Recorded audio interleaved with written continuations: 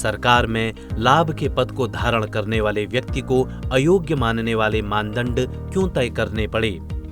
इसकी मूल वजह ऐसे पद को धारण करने वाले व्यक्तियों का अनुचित अनुपात होना था। इससे विधायिका पर कार्यपालिका का नियंत्रण और प्रभाव ज्यादा था। ये मानदंड ऐसे अनुचित प्रभाव को सीमित करने के मकसद से लाए गए थे।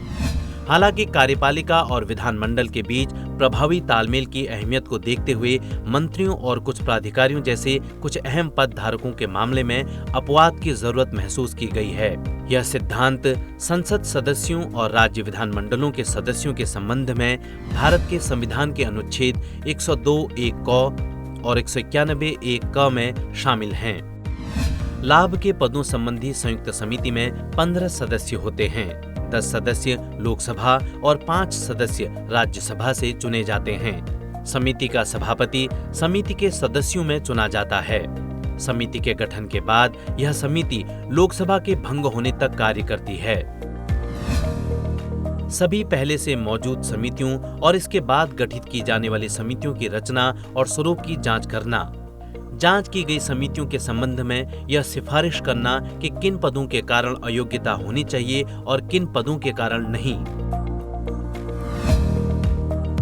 संसद अयोग्यता निवारण अधिनियम 1959 की अनुसूची की समय समय पर जांच करना।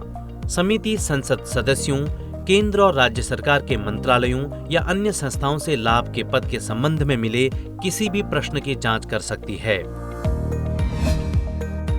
समिति का कार्य लोकसभा के प्रक्रिया और कार्य संचालन नियम 14वें संस्करण के संसदीय समितियों से संबंधित सामान्य नियमों के अंतर्गत होता है।